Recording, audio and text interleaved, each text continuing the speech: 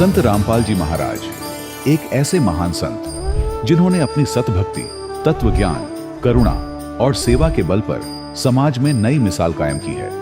संत रामपाल जी महाराज की अगुवाई में उनके सभी सतलोक आश्रमों से समाज कल्याण के अद्भुत कार्यों ने समाज को सुनहरे भविष्य की एक नई उम्मीद दिखाई है। संत रामपाल जी महाराज से नाम दीक्षा लेने के बाद लाखों लोगों की लाइलाज बीमारियां जैसे कैंसर, एड्स आदि ठीक हुई। संत जी के ज्ञान से प्रेरित होकर उनके अनुयायियों ने लाखों यूनिट रक्तदान किया। संत जी ने लाखों बहन बेटियों का दहेज मुक्त विवाह करवाया।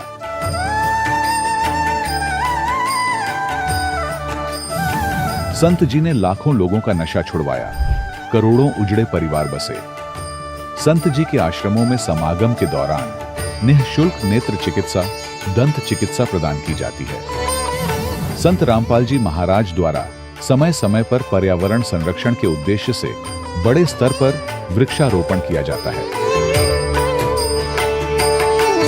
संत जी ने जरूरतमंदों को तत्काल राहत पहुंचाने के लिए एम्बुलेंस सेवा शुरू की।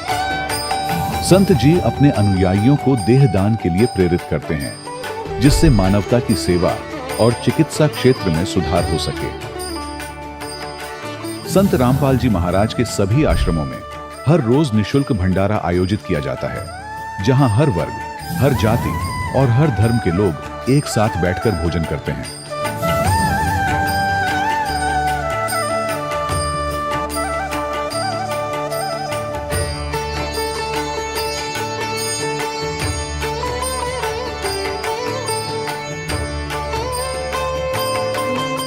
संत रामपाल जी महाराज की अन्नपूर्णा मुहिम ने गरीब और बेसहारा लोगों के जीवन में एक नई ऊर्जा और उम्मीद को जन्म दिया है।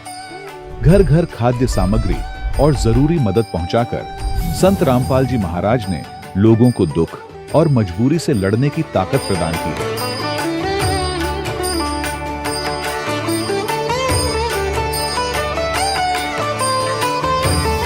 संत रामपाल जी महाराज द्वारा गरीब लोगों के लिए घर बनवाने का अद्भुत कार्य एक ऐसी मिसाल कायम कर रहा है जो सदियों सदियों संत जी की उदारता और दया भावना के तौर पर जाना जाएगा।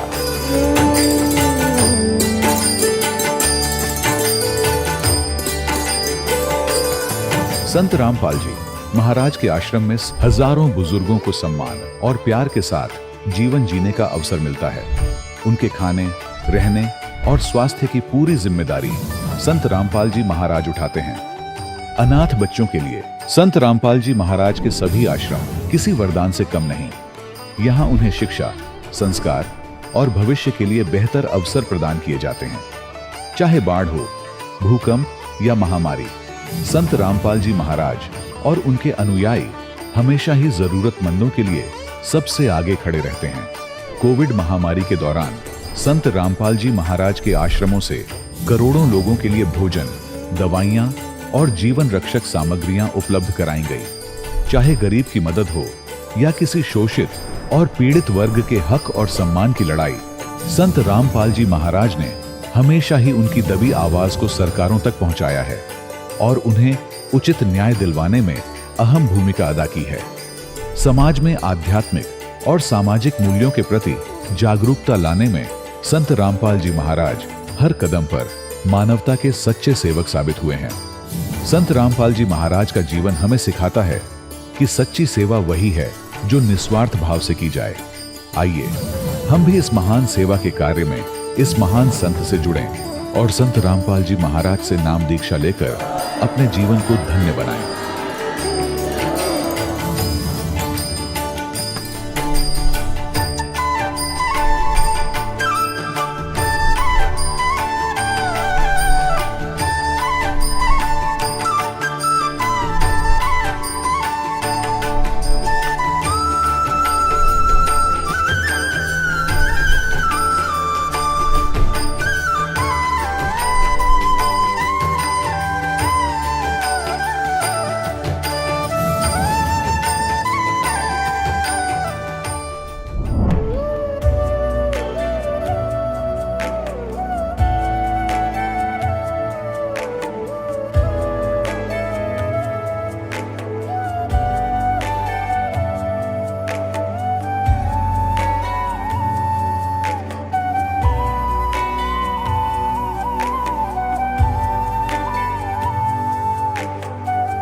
गीता में अर्जुन को स्वयं भगवान कह रहे हैं कि उस परमेश्वर की शरण में जा, उसके लिए उन संतों के पास जा जो तत्वदर्शी हो।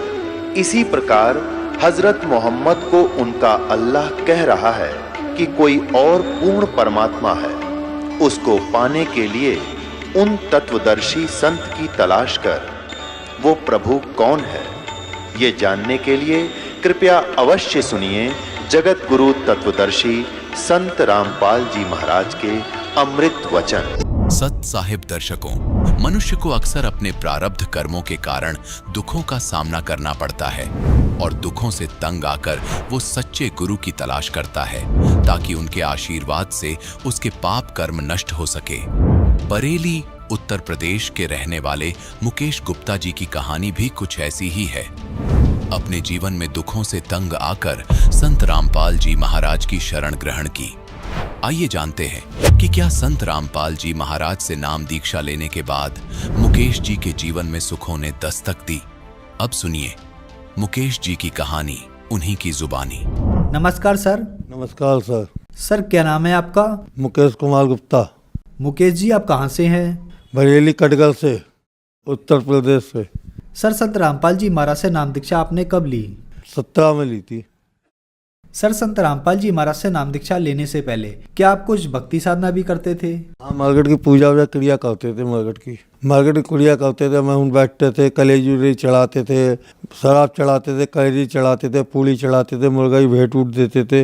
ये सब क्रिया करते थे, खाते पीते थे उन बैठ के। मैं तांत्रिक खुद था साहब सब की। लोगों की परेशानी दूर करता था। लोग बार मेरे पास आते थे, परेशानी दूर हो जाती थी उनकी, इसलिए मेरे पास आते थे वो लोग।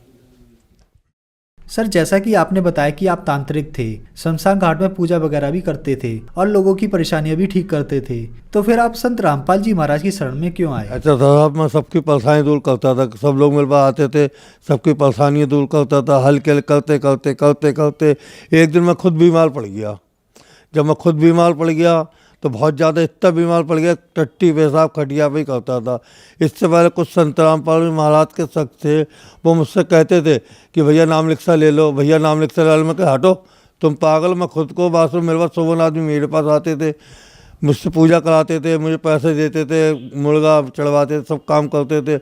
हल्के हल्के मैं करते करते इतना बीमार हो गया, मेरी किडनी फेल हो गई, मुझे पीलिया हो गया, मुझे मतलब टीबी हो गई। उसका डॉक्टर साहब ने जवाब दे दिया कि इन्हें घर ले जाओ। मेरी बहू से कही थी इन्हें घर ले जाओ और घर ले जाओ, जो इन्हें खिलाओ पिलाओ। अब जो इनकी उम्मीद नहीं है कुछ भी। तो मुन्ना भगत जी थे, बोले भाई देखो तुम तो कारीगर, अब तो जा ही रहे हो, एक बार मेरे गुरु जी से नाम लिखा लो, संत रामपाल महाराज से साथ सही हो जाओ।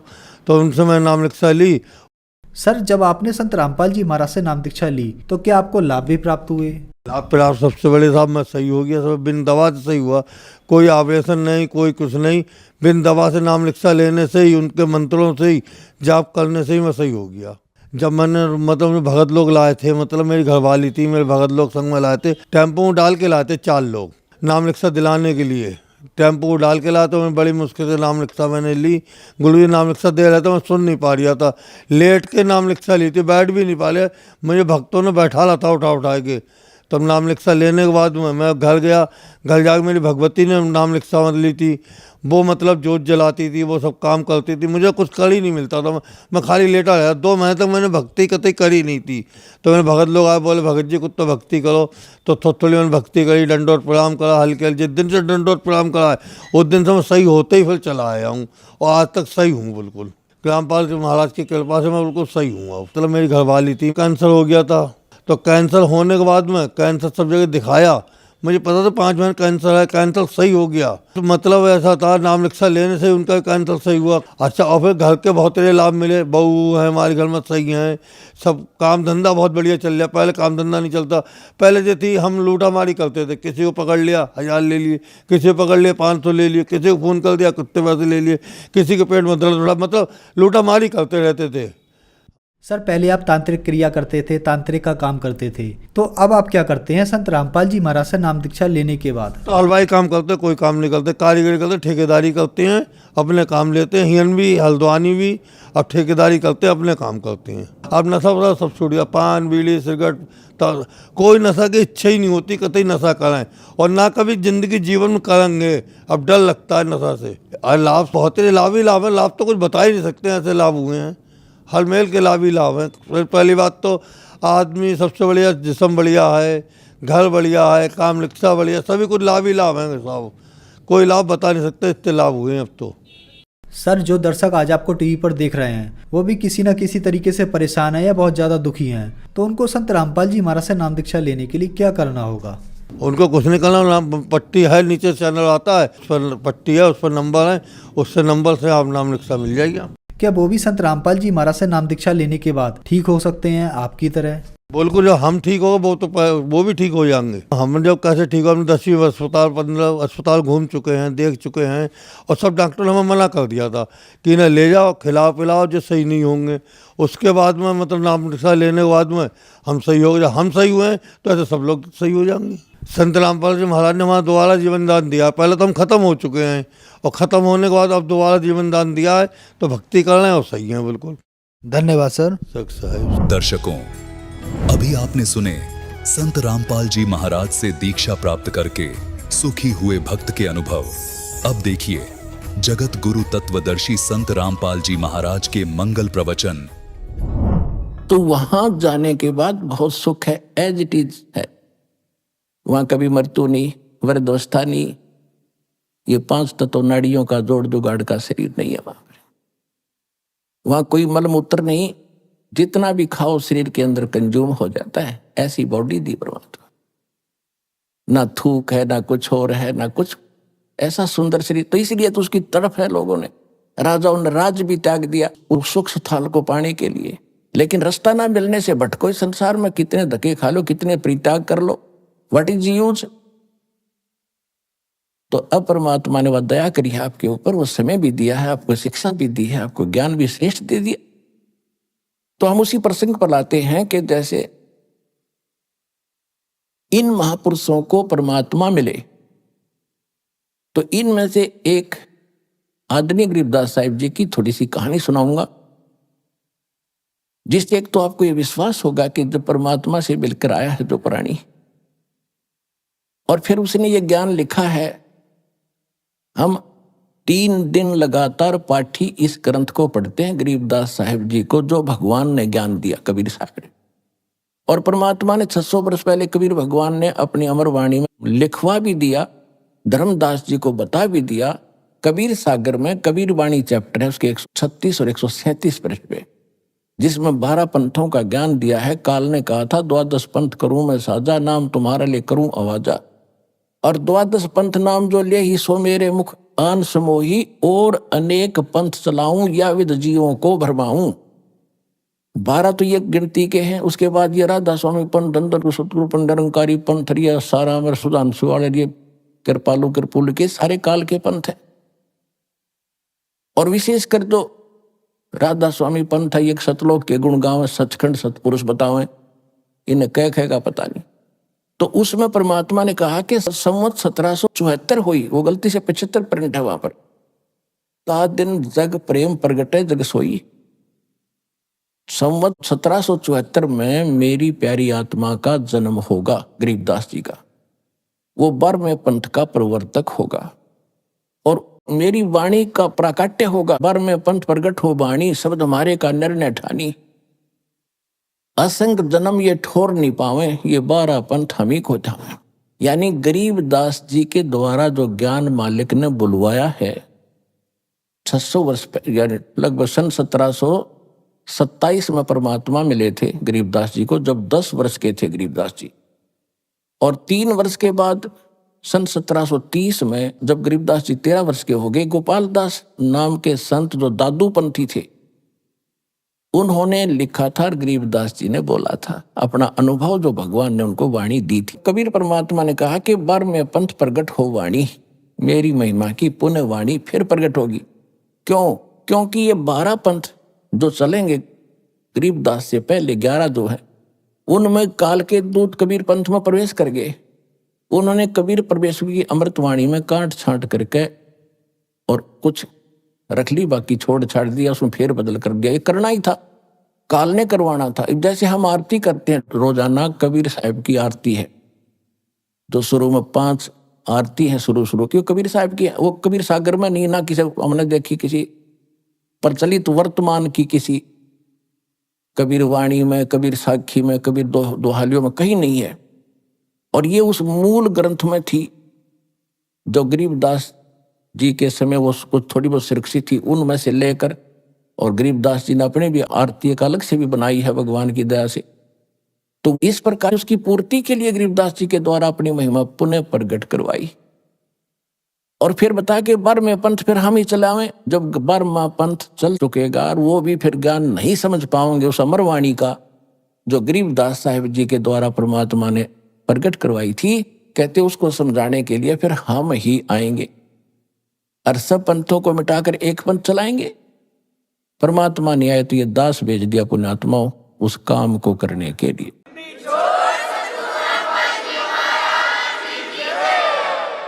आदरणीय गरीबदास साहिब जी का जन्म गांव छुड़ानी, जिला झज्जर, हरियाणा में हुआ। वहां पर इनके नानके थे। इनकी माता जी का कोई भाई नहीं था, जिस कारण से गरीबदास जी के पूज्य पिता श्री बलराम जी धनखड़ गांव करोथा के रहने वाले थे, जहां अपना आश्रम है। और वहां छुड़ानी के अंदर वो घर जमाई के रूप में रहा करते थे। गरीबदास जी के नाना जी के जमीन बहुत घनी थी, लगभग 1300-1400 एकड़ जमीन थी। 1400 एकड़ किसान थे, जाट थे, तो वहीं रहने लग गए थे। वहीं पर गरीबदास जी का 12 वर्ष रहते हो गए थे तब जन्म हुआ था। जब 10 वर्ष के गरीबदास जी हुए, खेतों में गौवें चराने के लिए जाया करते थे। पहले ऐसे ही परंपरागत जो व्यवसाय होते थे वही करते थे। श्री कृष्ण जी भी गायें चराया करते थे और उनके दूध को, बच्चों को बेचकर अपना निर्वाह किया करते थे। ऐसे गरीबदास जी के वहां अपनी जमीन बहुत घनी, 1400 एकड़, 2500 बीघा, बड़ा बीघा होता था, जो जिससे 5 बीघे से 1 एकड़ बनता वर्तमान का। तो उस समय वो बीघा इन बीघों के 4.25 बीघे का 1 बीघा होता था। 4.25 यानी लगभग किला ही हो जाता था, 1.25 बीघा कम। तो इस प्रकार वो 2500 के बीघे के 1400 एकड़ बन जाते हैं, 1350। इतनी जमीन थी और वो जंगल में पशु चराया करते थे, गौओं के साथ पाली जाते थे। 10 वर्ष के बालक थे। अब कहते गोता मारूं स्वर्ग में, जा बैठूं पाताल, गरीबदास ढूंढता फिरूं अपने हीरे मोती लाल। और जैसे परमात्मा का विधान दास ने भी बताया, वेद में प्रमाणित करते हैं कि वो वहां से सह शरीर आते हैं, अच्छी आत्माओं को मिलते हैं। तो गांव छुड़ानी के खेतों में, जंगल में, अपने ही यानी खेतों में गौ चरा रहे थे। और छुड़ानी से एक कबलाना गांव है, सीमा लगती है। कबलाना गांव झज्जर से बहादुरगढ़ रोड के ऊपर मेन रोड पे है, और छुड़ानी गांव जो है उस मेन रोड से 1.5-2 किलोमीटर हट के अंदर है। एक दुल्हेड़ा गांव से सीधी रोड जाती है, कबलाना से भी अब बाद में निकली है एक रोड, छुड़ानी जाती है। तो कबलाना से छुड़ानी गांव को एक कच्चा रास्ता जाता था, उसी पर सड़क बन गई। अब उस कच्चे रास्ते पर गरीबदास साहिब जी गौ चरा रहे थे। ये सन 1727 और संवत 1784 फाल्गुन सुदी द्वादशी, यानी फाल्गुन उतरते की चांदनी द्वादशी दिन के लगभग 10 बजे परमात्मा सतलोक से आकर उतरे। एक जिंदा महात्मा का रूप बनाकर कलयुग में ये जिंदा महात्मा के रूप में सभी महापुरुषों से मिले। और ऐसे रस्ते रस्ते आते दिखाई दिए थोड़ी दूरी से। तो पहले साधु संतों के प्रति एक विशेष आस्था, श्रद्धा प्रत्येक की होती थी। सभी ने देखा महात्मा आ रहे हैं, तो जितने भी और 8-10 बड़े पाली थे, गरीबदास सबसे छोटे थे, 10 वर्ष के एज में। कोई 30 वर्ष का, कोई 20 वर्ष का, कोई 50 वर्ष के, और बड़े बड़े भी थे। वो सभी खाना खा रहे थे। एक जांडी के पेड़ के नीचे बैठ के। तो परमात्मा आते दिखाई दिए संत, तो सभी ने कहा महाराज आओ आओ महाराज बैठो, भोजन पाओ भोजन पाओ। सभी ने आदर सत्कार से, वो तो आए इसीलिए थे, वो बैठ गए। फिर कहा जी भोजन पाओ। परमात्मा ने कहा कि भोजन तो मैं भाई खा के आया हूं अपने गांव से। उन्होंने पूछा आपका गांव कहाँ है? कि हमारा गांव सतलोक है। कितनी दूर है यहां से? परमात्मा ने कहा 16 शंख कोस की दूरी पे। अब बच्चों ने सोचा 16 कोस दूर होगा, क्योंकि आपस में इतने परिचित होते नहीं थे उस समय, कन्वेंस ठीक नहीं था, तो वह बात तो भूल भाल गए। महाराज भोजन खाओ। भाई भोजन नहीं खाऊं तो महाराज जी दूध तो पीना ही पड़ेगा, हम ऐसे नहीं जाने देते अपने अतिथि को, हमें पाप लगेगा।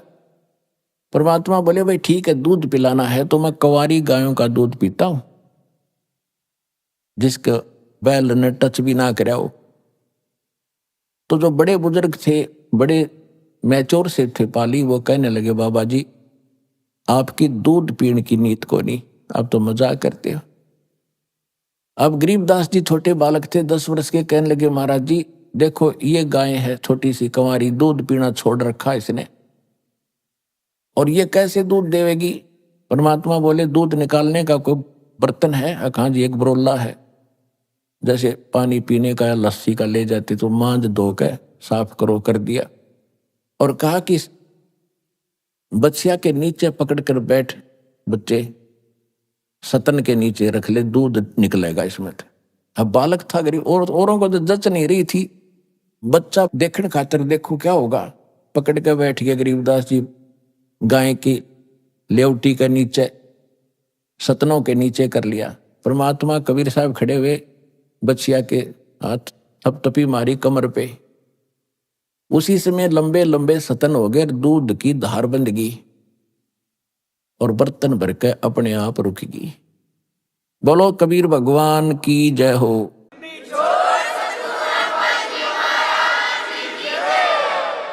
अब सभी आश्चर्यचकित तो हुए। गरीबदास जी ने ला के ले महाराज पी लो। परमात्मा ने कुछ पिया और फिर कहा ले भाई बच्चों पालियो, तुम भी पी लो, गवा लो।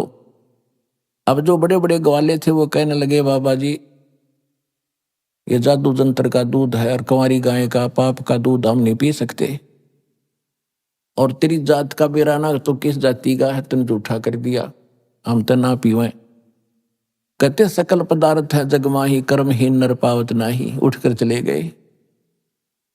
गरीबदास जी कहने लगे लो महाराज मुझे दे दो, आपका प्रसाद कब कब प्राप्त हो।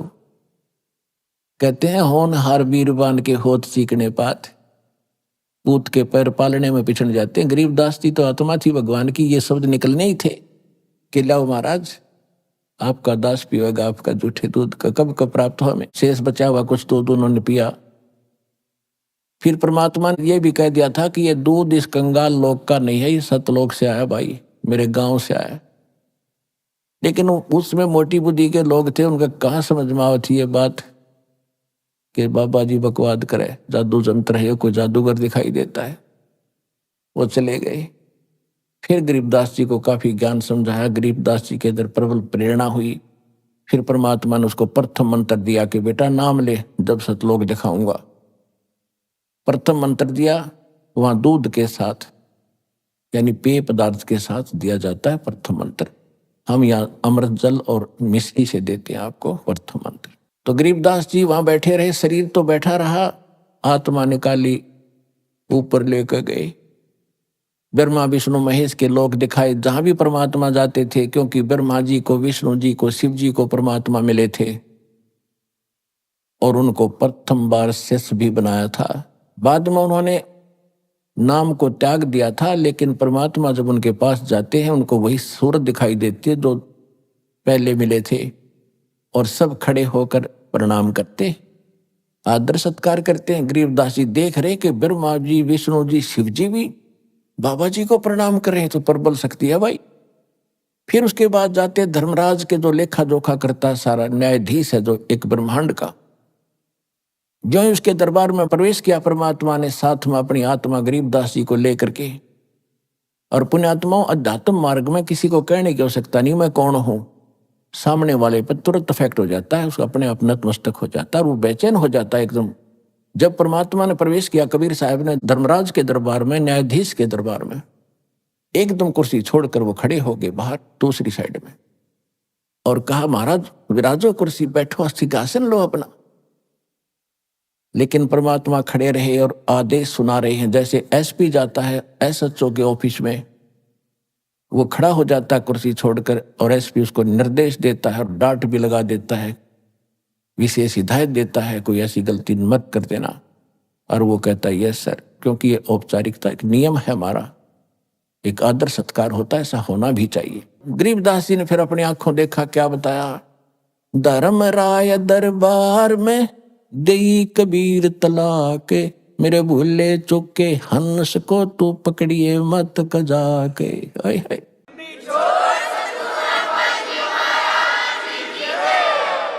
जिस न्यायाधीश के सामने ब्रह्मा विष्णु महेश कांपे और उनको परमात्मा कजा कह रहा, कजाक ए नालायक, कजाक माने नालायक, ए नालायक, मेरे भगत को जिसने मेरा नाम ले रखा हो, मेरे परम संत से, उसको छेड़ मत देना। बोले पुरुष कबीर से धर्मराज कर जोड़े, तुमरे हंस को पकड़ो नहीं मन 2 ही लाख करोड़े। कि आपके भगत को मैं नहीं पकड़ूंगा भगवान, लाख दोहाई। फिर उसने अपनी व्यवस्था प्रकट की कि है भगवान, मेरी एक समस्या है कि आपकी शरण में आने से पहले जितने भी ये प्राणी हैं, इनके पूर्व जन्म के जो संस्कार है मेरे पास अकाउंट है उनका, और यहाँ का नियम है जैसा जिसने कर्म किया है दोनों भोगने पड़ते। तो वो जो कर्म है पहले के किए हुए वो तो मैंने इनको भुगतवाने पड़ेंगे, मेरी मजबूरी है। तो धर्मराय क्या कहता है कि कर्मों से तीरथ थे अब जो है शरण कबीरे, वो तो मोहे पकड़ने पड़े और जड़नी पड़े जंजीरे। उनको तो मैंने पकड़ना पड़ेगा वो दंड भुगतवाने के लिए। तो क्या बोले परमात्मा, करम भरम ब्रह्मंड के मैं पल में करहूं नेश, जिन हमरी दुहाई दी सो करो हमारे पेश। ओए होए होए, कि जो भी तैने इनको मूर्ख बना के ये पाप करवाए, तूने करवाए है। जैसी यहाँ की सरकार है, एक तरफ तो ठेका खोल देंगे, शराब खोल दी, पियो छक्के, और फिर कहते हैं न शराब पी का हाउ लड़ करा इसको अंदर कर दो, और शराब पी कर रामायण बांचेगा, हाउ लड़ा करेगा वो तो अकल देखो इनकी।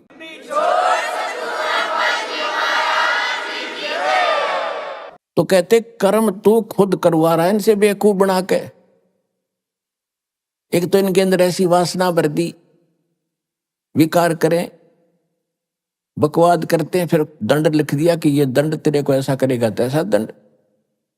तो कहते परमात्मा के कर्म भ्रम ब्रह्मंड के मैं पल में करहूं नेस, और जिन हमारी दुहाई दी सो करो हमारे पेश। कहते जो तेरे कर्म तेरे कागजों में लिखे हैं मेरे पास ले आना। परमात्मा का प्रत्येक ब्रह्मांड के अंदर एक अलग से राजदूत भवन है।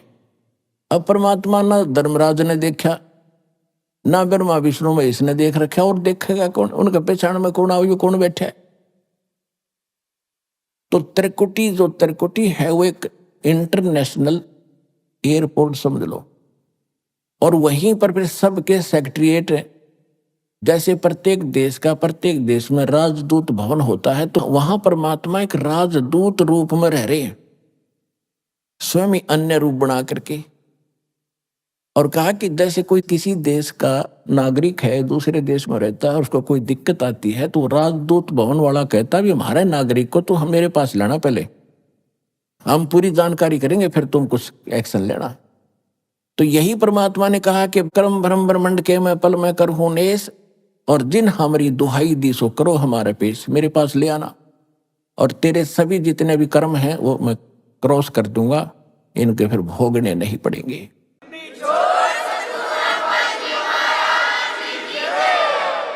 और परमात्मा भी अपनी अमर वाणी में कहते हैं, जब ही सतनाम हृदय धरो और भयो पाप को नाश, जैसे चिंगारी अग्नि की वही पड़े पुराने घास। यजुर्वेद अध्याय नंबर 8 के श्लोक नंबर 13 में भी स्पष्ट किया है कि परमात्मा घोर पाप का भी नाश कर सकता है, घोर अपराध को भी अपने भगत के पाप का नाश कर देता है, खत्म कर देता है।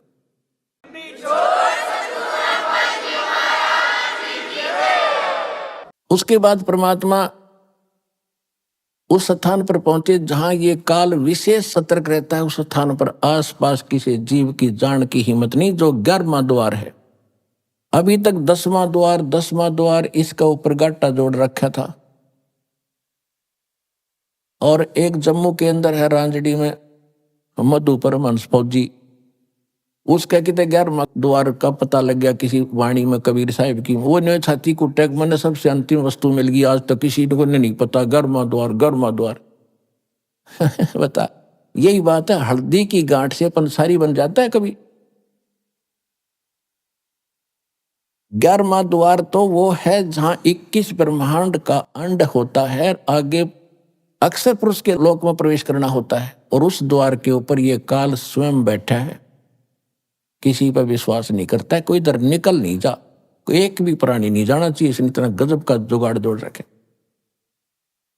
अब जब परमात्मा गरीबदास जी को लेकर जा रहे थे, सामने देखा विकराल चेहरा, उसका ओरिजिनल रूप में बैठा वहां पर। उसकी शक्ल देख ले तो कलेजा फट जाए आदमी का, ऐसी है इसकी ओरिजिनल शक्ल। यदि इसके ऊपर कवर डाल के आता, कहीं पर मां बन के खड़ा हो जाके विष्णु जी कहीं शिव जी का रूप बना लेता है। तो गरीबदास जी ने देखा कि सामने एक भूत सा बैठा है, लंबे लंबे दांत, ओछा माथा। और उसने भी देखा ये कौन आ रहे हैं, वो भी उकसा। तो परमात्मा ने कहा, बेटा ये 21 ब्रह्मांड का काल मालिक है, ये काल है और ब्रह्मा विष्णु महेश का बाप है। अब इसने ये द्वार है ना, ये रोक रखा है, यहां से किसी को नहीं जाने देता, यहां स्वयं बैठता आकर के। और देखना मेरे पास एक सतनाम है, उसका मंत्र जाप करूंगा श्वास से, और ये ऐसे झुक जाएगा। जैसे फनपति मंत्र सुन रखे फन सकोरे, ऐसे बीरा मेरे सतनाम से ये काल लवे मुंह मोड़े।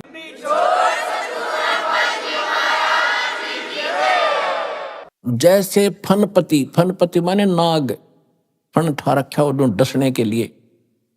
और जैसे गारू एक मंत्र बोलता है, उस मंत्र के प्रभाव से वो फन को सकोड़कर भागने की चेष्टा करता, कैसे जान बचाऊं। तो परमात्मा कहते जैसे फनपति मंत्र सुन रखे फन सकोड़, यानी इकट्ठा कर लेता है, ऐसे बीरा मेरे उस सतनाम से, ओरिजिनल नाम से, यू काल लवे मुंह मोड़, ये भी ऐसे झुक जाता है। जब परमात्मा ने कहा, देखना बेटा मैं सतनाम का जाप करता हूं और देखना इसकी हालत क्या होगी। कहते उठ रहा था और परमात्मा ने स्मरण किया, एकदम ऐसे झुक गया कति, तो उससे रास्ता साफ हो जाता है, इसके हटता नहीं वहां से। इसका दुष्ट है, उड़े बैठे बैठे न मुड़ गया। कहते इसके सिर पे पैर रख के दोनों जने कहा, जा बेटा इसके ऊपर गए। और जब आगे 11वां द्वार पार किया,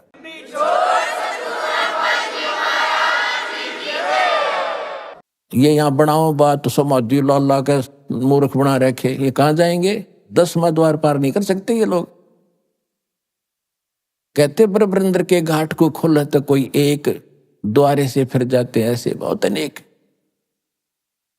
अब जो 11वां द्वार पार करके अक्षर पुरुष के लोक में प्रवेश होते हैं, वो 7 संग ब्रह्मांड का लोक है, उसका स्थान है। और उससे पार करने के लिए हमने उसका टैक्स देना पड़ता है। उसके लिए जो सतनाम के अंदर 2 अक्षर हैं, एक तो ब्रह्म का, इसका टैक्स दे देंगे, जो इसका कर्जा यहां उतार देंगे। दूसरे मंत्र का फिर वहां देते हैं। अब वहां पर भी सारी व्यवस्था दिखाई, सरपुरुष और सब दिखाया भगवान ने। फिर उसमें पार किया, 12वें द्वार को पार करके फिर भंवर गुफा से निकलकर सतलोक आता है। जैसे गरीबदास जी कहते हैं, 12 दर महल मठ बोरे बहुर ना दे धरे। तो वहां जाकर देखा परमात्मा ने, नीचे से तो गए थे जिंदा महात्मा के रूप में, दूसरे रूप में बैठे हैं एक सिंहासन के ऊपर, जिसके एक रोमकूप में करोड़ सूर्य मिला दे, करोड़ चंद्रमा, इतनी रोशनी एक बाल में, शरीर के रोम में। उधर से जिद्दा महात्मा ने वहां से एक चंवर उठाया और परमात्मा के सिंहासन पर बैठे भगवान के ऊपर चौर करने लगे। तो गरीबदास जी ने सोचा, अपने मन में विचार किया कि भगवान तो ये है जो मुकुटधारी बैठा है, कितना सुंदर शरीर है, ओहो यहाँ का कैसा सुंदर लोक है, कैसे सुंदर बाग बगीचे, झरने बह रहे हैं, कहीं फुहार गिर रही हैं, बिन बादल के वर्षा हो रही है। इतने में क्या हुआ कि सिंहासन पर बैठे भगवान खड़े हुए एक गुम्बज के अंदर बैठे। गुम्बज बहुत बड़ा गुम्बज है, विशाल सफेद गुम्बज है, और वो महात्मा रूप में जो परमात्मा कबीर जी थे वो बैठे सिंहासन पर, और वो नूरी शरीर वाले परमात्मा उस जिंदा महात्मा के ऊपर चंवर करने लगे, जैसे सेवक किया कर अपने गुरुदेव पे। तो गरीबदास जी ने सोचा, भाई बाबा जी भगवान है या ये परमात्मा है? इतने मोते जो मैं शरीर उस जिंदा जो नीचे से गए थे जिस रूप में मालिक, उसमें समा गई, और इतना नूर हो गया उस बॉडी का बहुत घना, और चंवर अपने आप घूम रहा है। जब गरीबदास जी ने चरण पकड़े हैं परमात्मा, ओए होए आप ही भगवान हो।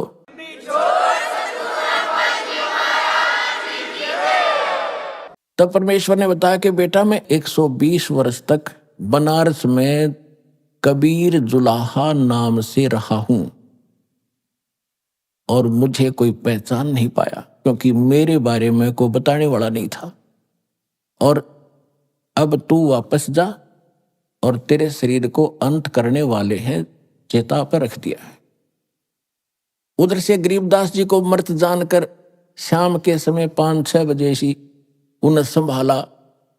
4-5 बजे सी आकर के पालियों ने देखो तो कहाँ है कि गरीबदास जी बैठे हैं। पहले आवाज लगाई, नहीं उठे तो पकड़ के हिलाया कि भगत जी खड़ा हो ले, भगत बन गया।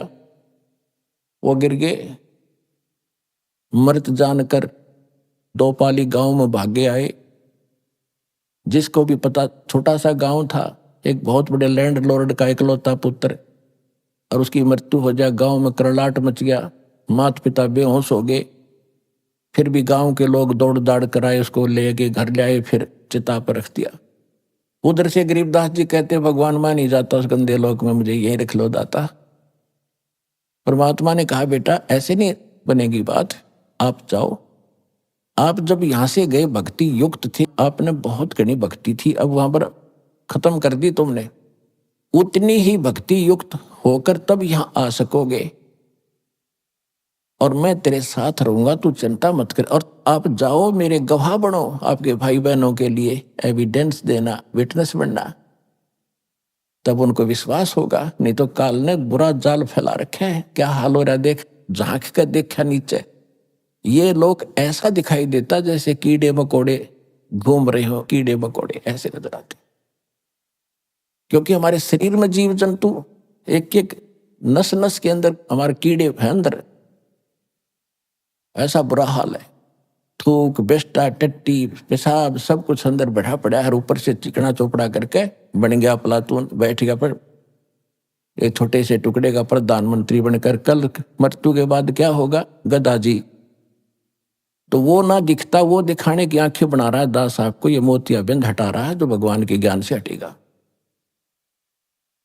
तो गरीबदास जी से कहा, जा बेटा, और मैं तेरे साथ रहूंगा, और ऐसा मंत्र दूंगा जो थोड़े ही समरण में, थोड़े ही जाप से घड़ी कमाई होया करेगी, और जल्दी तुम उतने ही चार्ज होकर के फिर ले आऊंगा तुम्हें, अपने आप ले आऊंगा मैं, चिंता मत कर। जब गरीबदास जी को वापस छोड़ा, चिता के ऊपर शरीर रखा था, उसमें प्रवेश होते ही ऐसे शरीर हिला और एकदम उठे। ऊपर जो रस्सी बांध रखी थी सौ के ऊपर, वो अपने आप टूट गई, नीचे खड़े हुए एकदम। अब वैसे तो गरीबदास जी सोचते स्वप्न होगा, और वहां हाहाकार मच रही, कुल सारे गांव के लोग इकट्ठे, और चिता में तैयारी कर रखी अग्नि लाने की। जब उसको यकीन हुआ सचमुच में कहीं भगवान के साथ गया था, अब वहां सब ने खुशी की लहर दौड़ गई, लड़का जीवित हो गया, लड़का जीवित हो गया, क्या बात कही। लेकिन वो या वाणी बोलने लगे, सिंपल बात भूल गए सारी। कोई पूछे कहाँ गए थे, कहाँ है भगवान, तो वाणी के द्वारा उत्तर देते, पर पट्टन पर लोके है जा अदली सतगुर सारे, भक्ति हेत से उतरे पाया हम दीदारे। अलल पंख अनुराग है सुन मंडल रथीरे, दास गरीब उदारिया मोय सतगुरु मिले कबीर। अजब नगर में ले गए हमको सतगुरु आने, जल के बिंब अगाध गति वहां सूते चादर तान। अब यह भाषा गांव वाले नहीं समझे।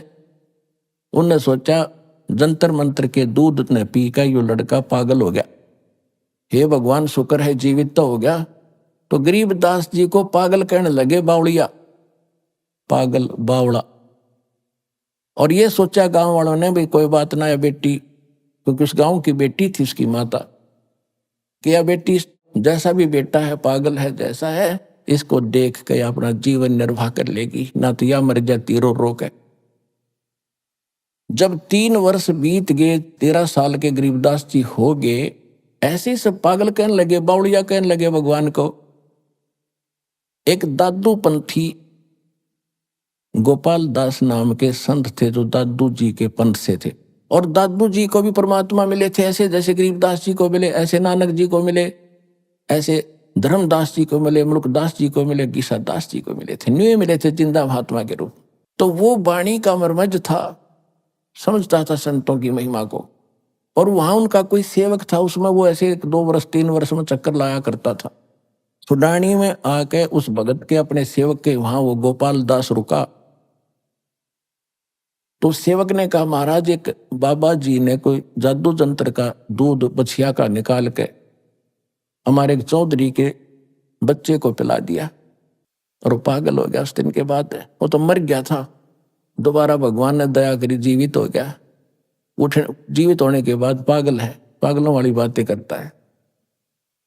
और संत की विद्या संत ही काट सकते हैं। आप कृपा करो, कुछ दया कर दे तो बहुत अच्छा हो जाएगा, जीवन सुधर जाएगा बालक का। अब जो जितना जादू जंत्र जाना है, जंतर मंत्र सभी सोचते हैं मैं श्रेष्ठ हूं। उसने कहा बुलाओ। अभी आपने सुने संत रामपाल जी महाराज के मंगल प्रवचन। आइए अब सुनते हैं संत रामपाल जी महाराज से नाम दीक्षा लेकर सतभक्ति करके अद्भुत लाभ प्राप्त करने वाले अनुयायी के विचार। दर्शकों, शिक्षा की सबसे बड़ी उपयोगिता तब होती है जब वह न केवल व्यक्ति के भौतिक जीवन को बल्कि उसके आध्यात्मिक जीवन को भी सफल बना दे। आमतौर पर लोग पढ़ाई लिखाई कर नौकरी पाने को सफलता मानते हैं, लेकिन असली सफलता तब मिलती है जब व्यक्ति शिक्षा के माध्यम से शास्त्रों में लिखे गूढ़ रहस्यों को समझकर सही आध्यात्मिक मार्ग पर चले। इसी असल सफलता को हासिल किया है नेपाल के स्कूल सुपरवाइजर रह चुके सुखदेव शर्मा जी ने। सुखदेव जी ने संस्कृत में मास्टर्स की है और शिक्षा का सही लाभ उठाते हुए काफी ग्रंथों का अध्ययन भी किया है, जिसमें काफी संत, महंत और महर्षियों का जिक्र आता है। और साथ ही सुखदेव जी को ग्रंथों में मिला एक शब्द तत्वदर्शी संत, जिस शब्द ने उनके मस्तिष्क में एक बहुत बड़ा प्रश्नवाचक चिन्ह खड़ा कर दिया कि आखिर तत्व क्या है और कौन है तत्वदर्शी संत। दर्शकों, आपको बता दें कि सुखदेव जी का यह प्रश्नवाचक चिन्ह विराम चिन्ह में तब्दील हो गया जब उन्होंने तत्वदर्शी संत द्वारा लिखित ज्ञानवर्धक पुस्तक ज्ञान गंगा पढ़ी। संस्कृत का विद्यार्थी होने के कारण पुस्तक में वर्णित संस्कृत श्लोक के अनुवाद को भी गहनता से जाना तो पाया कि तत्वदर्शी संत रामपाल जी महाराज जी के समान पृथ्वी पर कोई संत नहीं है जो शास्त्रों के सिद्धांत समझा सके। साथ ही संत जी के शुभाशीर्वाद से सुखदेव जी के सर्व रोगों का निःशुल्क ही निवारण हो गया और मोक्ष का मार्ग मिल गया। अब आप स्वयं सुनिए एक पढ़े लिखे शिक्षित व्यक्ति की आध्यात्मिक सफलता की कहानी, उनकी अपनी जुबानी। सर नमस्कार। सच साहब। सर क्या नाम है आपका? सुखदेव शर्मा गेवाली दास। कहाँ से आए हैं सर आप? काठमांडू नेपाल से। सर क्या काम करते हैं आप? मैं पहले तो इंस्पेक्टर ऑफ स्कूल था, सुपरवाइजर कहते हैं नेपाल में। मैं स्कूलों को सुपरविजन किया करता था और शिक्षकों को मैं तालीम देता था। सर आप इतने एजुकेटेड हैं, आप नेपाल से चल कर के आए हैं और हिंदुस्तान में संत रामपाल जी महाराज जी से आपने नाम दीक्षा ली है। सर संत रामपाल जी महाराज जी हमेशा विवादों में रहते हैं, जैसा कि हमें देखने को मिलता है। तो सर संत रामपाल जी महाराज के बारे में आपके क्या विचार हैं? जगत गुरु तत्वदर्शी संत रामपाल जी के बारे में हमारा विचार ये है कि अभी तक हमने जो शास्त्री पास किया है, मैं संस्कृत का विद्यार्थी होने के नाते शास्त्री पास करते करते हमने इतने ग्रंथों में पढ़ा, तो उन ग्रंथों में तत्वदर्शी की बात भी आती थी और बड़े बड़े संत महर्षियों की बात भी आती थी, महंतों की बात भी आती थी। मैं उससे पहले आकर के यहीं हिंदुस्तान में आकर के हमने संस्कृत की शिक्षा दीक्षा ली। यहाँ मैं हाई स्कूल का टीचर भी बना। तो मैं जो शास्त्रों में जो गुह्य बात होती है, सूक्ष्माति सूक्ष्म बातें होती हैं, उन बातों को पढ़ते पढ़ते मैं थक गया था कि ये तत्व कहाँ है, तत्व कहाँ मिलता है, तत्व कौन देता है, वो तत्वदर्शी कौन होता है। ऐसा ढूंढते ढूंढते मैं थक गया था। तो एक दिन ऐसा हुआ कि वो तत्व की बातों को लेकर के हम घर में भी, अपने घर में पति पत्नी में भी हम तर्क वितर्क किया करते थे। तो मैं तत्वदर्शी कौन होता है ये पहचान नहीं पा रहा था। एक दिन ऐसा हुआ कि मेरी धर्मपत्नी टेलीविज़न देखती थी, आध्यात्मिक चैनल ज़्यादातर वो देखती थी। मैं भी कभी कभी देखा करता था, मैं निरंतर नहीं, ज़्यादातर मैं नहीं देखता था, वो देखती रहती थी। एक दिन उन्होंने कहा, देखिए आज एक श्याम प्रसाद सापकोटा जो भूगर्भ ऑफिस में भूमि सुधार में उपसचिव के लेवल में जो काम कर रहे हैं, वो कह रहे हैं कि उनकी भक्तमती ने 10 रुपये की एक किताब ले ली थी। वो किताब देखने के बाद मेरा काया पलट हो गया। किताब का नाम था ज्ञान गंगा। तो उसके बाद मैंने सोचा, अच्छा ये कौन सी किताब थी ऐसी जो कि काया पलट हो गई उनकी। 10 रुपये की किताब से अगर किसी की काया पलट हो जाती है, किसी की उद्धार हो जाती है, तो हम भी तो उसको देख सकते हैं, उसका पता लगाओ, हमने कहा उनको। तो उन्होंने हाईलाइट में जो मोबाइल नंबर आता था, तो मोबाइल नंबर को उन्होंने नोट किया, फ़ोन लगा लिया। फ़ोन लगाने के बाद किसी भक्त ने बताया कि आप कहाँ रहते हो। हम बालाजू, काठमांडू के नज़दीक एक बालाजू गांव है, गोलडुंगा गांव है, उसमें वहाँ रहते थे। तो गोलडुंगा से तो बहुत नज़दीक, स्वयंवीर के नज़दीक एक भक्त रहते हैं, उनके पास ज्ञान गंगा की किताबें मिल जाती हैं, आप वहाँ जा कर के ले लो। उन्होंने कहा। तो बाद में जा कर के फिर मैं दूसरे दिन ही मैं चला गया, वो किताब मैं ले आया, किताब को देखा। तो किताब देखने के बाद हमें विश्वास हो गया कि उसमें तो सारा विश्व ब्रह्मांड का ही ज्ञान रखा हुआ है। उसमें लिखा हुआ था देवी भागवत एक श्लोक, 3 स्कंद का 4 अध्याय का 42वां श्लोक है। वो श्लोक मुझे याद है, ब्रह्माहमीश्वर वर किलते प्रभावात् सर्वे वयम जनियुता नयदातु नित्या केन्येषुरा शतमख प्रमुखास्त नित्या त्वमेव जननी प्रकृति। इसमें लिखा है, उसमें एक वाक्य आता है, सर्वे वयम जनियुता। ब्रह्मा विष्णु शंकर तीनों मिल करके भगवती के पास जाकर, दुर्गा के पास, शेरा वाली जो दुर्गा है उनके पास जाकर के उन्होंने कहा कि भगवती माता, हे भगवती, सर्वे जन, अगर हम मरणशील हैं, हम इतने सबसे बड़े हम देवता हैं, हम ही मरणशील हैं, तो इस दुनिया में और कौन होगा जो नाशवान नहीं है। तो जो नाशवान है वो तो आप ही हैं, सदा रहने वाले तो आप ही हैं। गाकर इस प्रकार उन्होंने जो प्रार्थना किया हुआ जो श्लोक हमें मिला, तो उसी श्लोक से हमें बहुत ज्ञान की इच्छा हुई, आगे बढ़ने की इच्छा हुई, खोज करने की इच्छा हुई, अनुसंधान करने की इच्छा हुई। तो करते करते हम ज्ञान गंगा को पढ़ते गए। फिर वेद के कंडिकाएँ, हमारे सदगुरु रामपाल जी महाराज जी ने जो वेद के चारों वेद की जो कंडिकाएँ दे रखी है, उस श्लोक नहीं कहते, वेद की कंडिका कहते हैं, कंडिका को दे रखी है। चारों वेदों के श्लोक को हमने पढ़ा। तो उसके बाद हमने ये फैसला किया कि हाँ, इससे अलावा और कोई वो नहीं है। सर आपने संस्कृत में एमए की है। संत रामपाल जी महाराज पर कुछ लोगों का आरोप है कि संत रामपाल जी महाराज अर्थों का अनर्थ कर देते हैं। आप तो संस्कृत में एमए हैं, आपने संस्कृत को बहुत बारीकी से समझा भी होगा, तो सर आपके क्या विचार हैं संत रामपाल जी महाराज के बारे में? उन लोगों को ये भी पता नहीं है कि तत्वदर्शी संत क्या होता है और किसको भगवत प्राप्ति, जिसने भगवत प्राप्ति नहीं किया हो वो वेद को समझ भी नहीं सकता और समझा भी नहीं सकता।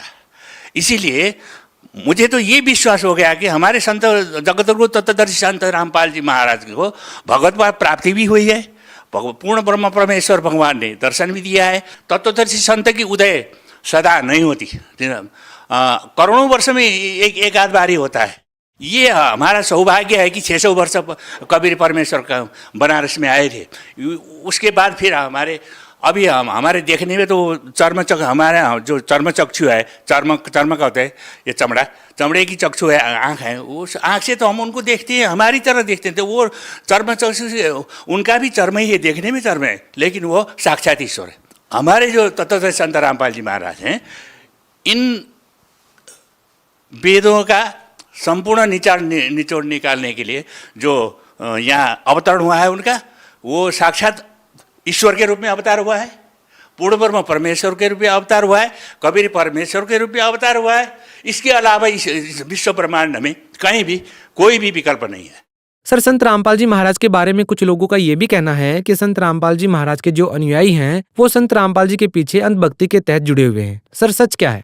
सच तो ये है कि वो स्वयं भी कुछ भी नहीं जानते, पढ़ते तो हैं, वेद पढ़े पर भेद न जाने, बाँचे पुराण 18, अंधा जड़ को पत्ते खुआवे। मूर्ति है, पत्ते खुआ रहे हैं, फल फूल ले जाके खिला रहे हैं, वो तो अंधे हैं, स्वयं अंधे हैं। आपका कहना है कि संत रामपाल जी महाराज एक तत्वदर्शी संत हैं। कोई भी इसका खंडन नहीं कर सकता है। अगर खंडन करता है तो वो हमारी भी तत्वदर्शी संत क्या, उनके हम जो कुत्ती है, हम जो दास हैं, हमारे पास आए, हम भी उसको उत्तर देने को हम तैयार हैं, दे सकते हैं। चाहे कहीं भी जाए, विश्व में कहीं भी जाकर के हम जवाब दे सकते हैं उसको कि इनके अलावा कोई परमेश्वर नहीं है। इन्होंने जो समझा है, ठीक समझा है, वही यह शास्त्र विधि वर्तते ही कामकारत न सिद्धिम वापनोति न सुखम। जो शास्त्र विधि के अनुसार जो भक्ति दिया है, इन्होंने सही भक्ति दिया है और सही भक्ति दे करके सही जगह पे हमें ले जा सकने वाले भगवान यही हैं। इसके अलावा और कोई इस प्रकार का शक्तिशाली पुरुष इस संसार में, इस विश्व ब्रह्मांड में जन्मा ही नहीं अब तक। सर संत रामपाल जी महाराज में व अन्य धर्मगुरुओं में आपको क्या अलग लगता है? संत रामपाल जी महाराज ने अन्य धर्मगुरुओं से क्या अलग बताया है? अन्य संतों से ये बताया है कि उन्होंने जो कुछ पढ़ा समझा और दूसरे को अपना शिष्य भी बना रहे हैं, अब अपना धर्म भी बता रहे हैं, वास्तविक भक्ति नहीं बता रहे, सद्भक्ति नहीं बता रहे। हमारे संत रामपाल जी महाराज जो बता रहे हैं, सद्भक्ति बता रहे हैं। उस सद्भक्ति के अनुसार उसमें जो सिद्धांत भी है, व्यवहार भी है। सबसे पहले तो सिद्धांत को समझा दिया। सिद्धांत के बाद उन्होंने ये कह दिया कि देखो, अगर ये सिद्धांत को समझने के बाद अगर मर्यादित भक्ति नहीं करोगे, भक्ति करो मर्यादा में रहो, ऐसा है उनकी वाणी, ऐसी है, भक्ति करो मर्यादा। अगर मर्यादित तरीके से आप व्यवहार में नहीं आओगे, व्यवहार में नहीं उतरोगे, तो आप फिर फिसल जाओगे, आप फिर गड्ढे में गिर जाओगे। सर आप भगत समाज को क्या संदेश देना चाहेंगे? जो भक्ति में अब आए हैं उनको भी भूरी भूरी प्रशंसा करते हुए, मैं इस विश्व में जितने भी हिंदू संस्कार में जन्म ले चुके हैं और जो हिंदू संस्कार में जन्म नहीं ले चुके हैं, जैसे क्रिश्चियन लोग भी हैं, मुसलमान लोग भाई हैं, वो सब इस ज्ञान को समझें। सबसे पहले समझें तत्वदर्शी क्या तो है, इसको समझें। ज्ञान गंगा किताब हिंदी में भी लिखी हुई है, नेपाली भाषा में भी लिखी हुई है, अंग्रेजी में भी लिखी हुई है। सबसे पहले इसको पढ़ें, फिर यहाँ आकर के हमारे सदगुरुदेव से नामदान लें और अपनी कल्याण करवाएं। सर आपका कहना है कि संत रामपाल जी महाराज के बताए अनुसार आप भक्ति कर रहे हैं, जो कि शास्त्रों के अनुसार है। तो सर संत रामपाल जी महाराज ने जो भक्ति आपको दी है, उससे आपको क्या लाभ मिले हैं? मेरे को बहुत लाभ मिले हैं। सबसे पहले तो मुझे लाभ तो सद्भक्ति का मार्ग मिल गया। सबसे बड़ा लाभ तो ये है, मैं जीवन मरण से मैं रहित हो सकता हूँ। अगर मैं दृढ़ भक्ति मैंने किया तो मैं बस वो अविनाशी, जहाँ जाकर फिर लौट के आना ही नहीं पड़ता है। उस भक्ति मार्ग को मैंने पता लगा लिया मुझे फिसलना नहीं चाहिए। दूसरा ये है कि शारीरिक और मानसिक जो लाभ होते हैं, तो मेरा शारीरिक लाभ भी है मुझे। मैं हृदय रोगी हूँ, मेरा हृदय रोग था और डॉक्टरों ने मुझे बचा लिया था। तो वो कहते थे कि 2-3 महीने बाद आप यहाँ आकर के फॉलोअप में आओ और अपना चेक करा लिया करो, नहीं तो फिर तुम्हारा फिर हार्ट अटैक हो जाएगा तो मर जाओगे, ऐसा कहा था। तो संत रामपाल जी महाराज के पास जब ज्ञानगंगा के माध्यम से जुड़ गया, इस मिशन में जुड़ गया और सतलोक आश्रम में मैं आया, आने के बाद हमारे गुरुदेव ने मेरे सिर में जब हाथ रख दिया, हाथ रखने के बाद पहली बात तो ये है कि ये हृदय रोग है, मुझे तो ऐसे अभी भी ऐसे आभास हो रहा है, अब मेरा कोई रोग ही नहीं है। सर्दी जुकाम बहुत लगता था हमें, सुबह से शाम तक छी छी छी छी करता, छींकें आती रहती थी, वो बंद हो गया। मुझे दमा होता था, मेरे पिताजी 60 वर्ष में गुजर गए दमा के कारण। मुझे वही दमा, क्योंकि वो हेरिडिटी होती है ना, हेरिडिटी के कारण मुझे भी दमा हो गया था। दमा अब नहीं है, बिल्कुल शून्य अवस्था में। कितनी उम्र हो गई सर आपकी? मैं 71 साल का हो गया, 71। इसके बाद मेरे शरीर में एलर्जी होता था। मैं जब भी स्नान करता था सवेरे उठ करके 4 बजे उठ करके धोती लगाना, पाठ पूजा करना, ये सब करता था। तो एलर्जी की दवाई हर रोज मैं लगाता था। अब मैं एलर्जी का दवाई मैं शरीर में कभी भी नहीं लगाता। संत रामपाल जी महाराज से बहुत सारे लोग जुड़ रहे हैं, उनके द्वारा बताई गई भक्ति साधना कर रहे हैं। सर कैसा लगता है आपको? ये तो बहुत अच्छी बात है, क्योंकि भक्ति मार्ग का पता लग गया है। भक्ति मार्ग को पता लगने के बाद आदमी की जो मस्तिष्क जो है मुंडई, संस्कृत में एक वाक्य आता है, मुंडई मुंडई मतिर भिन्ना।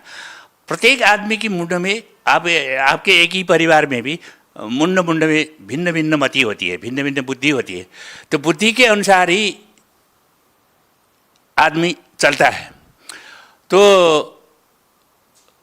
ये जो भक्ति है सभी की जानकारी में नहीं आती। तो इसको देखने के बाद आदमी को आश्चर्य होता है कि ऐसा भक्ति तो कहीं भी नहीं था। तो एक बार कम से कम हम भी परख के देखें। तो वो जब देख लेता है, थोड़ा भी 1-2 पढ़ने, सारी ज्ञानगंगा की पूरी किताबें पढ़ने की कोई आवश्यकता ही नहीं है। मैंने भी 10-20 पढ़ने के बाद ही मैं यहाँ आ गया था।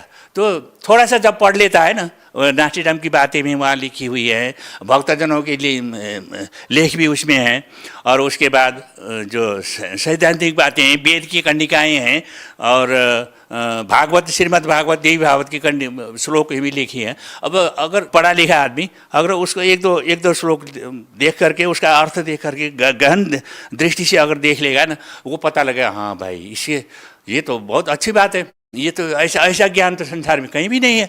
तो हमें देख लेना चाहिए कम से कम।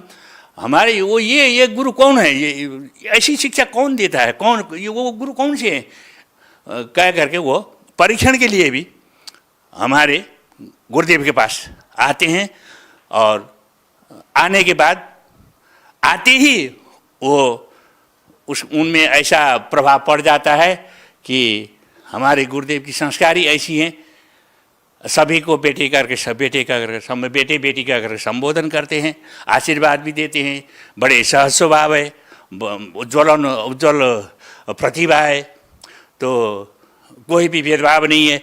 भगवान जो व्यवहार करता है दूसरों को व्यवहार, तो वो उसमें वो भेदभाव की दृष्टि से कहीं भी नहीं देता। वसुधैव कुटुंबकम, संस्कृत में आता है वसुधैव कुटुंबकम, वसुधैव संसारी, हमारा कुटुंब बराबर है, परिवार बराबर है। यही दृष्टिकोण हमारे सदगुरु रामपाल जी महाराज के मस्तिष्क में रहता है। और सभी को अपने बच्चे की तरह समझते हैं, सभी को सत्कर्म में लगाते हैं। वो कहते हैं कि बार बार कहते हैं कि तुम मर्यादित काम करो, मर्यादा में रहो, और भक्ति करो, मर्यादा में रहो, और कर्म करने की सभी छूट है। और जो खाने का चीज़ है वो खाओ, न खाने वाला चीज़ मत खाओ। बस इतना ही वो संदेश देते हैं, कुछ लेते नहीं हैं, खाली देते हैं, केवल देते हैं। वो देना तो जानते हैं, लेना कुछ नहीं जानते। जी धन्यवाद सर साहब।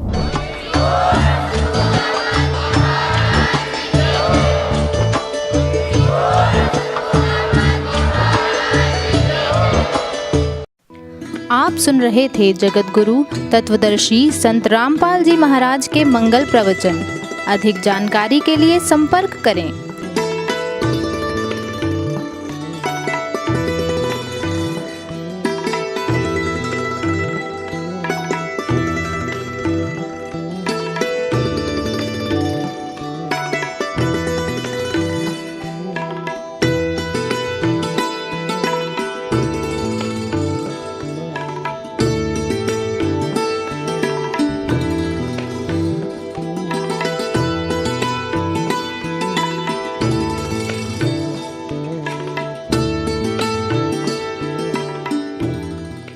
जगत गुरु तत्वदर्शी संत रामपाल जी महाराज जी के पावन सानिध्य में भक्ति की अलख जगाने तथा श्रद्धालुओं को सत्य भक्ति मार्ग का रास्ता दिखाने हेतु कनाडा के लोकप्रिय channel the TV NRI channel पर जगत गुरु तत्वदर्शी संत रामपाल जी महाराज जी के मंगल प्रवचनों का प्रसारण प्रतिदिन सुबह 7:30 बजे से 8:30 बजे तक तथा रात्रि 7:30 बजे से 8:30 बजे तक किया जा रहा है। इस सत्य भक्ति मार्ग को अपनाने के लिए अधिक से अधिक सत्संग प्रसारण देखें। इस सत्संग प्रवचन का सीधा प्रसारण संत रामपाल जी महाराज लाइव सत्संग YouTube चैनल और जगत गुरु संत रामपाल जी महाराज Facebook पेज पर भी देख सकते हैं।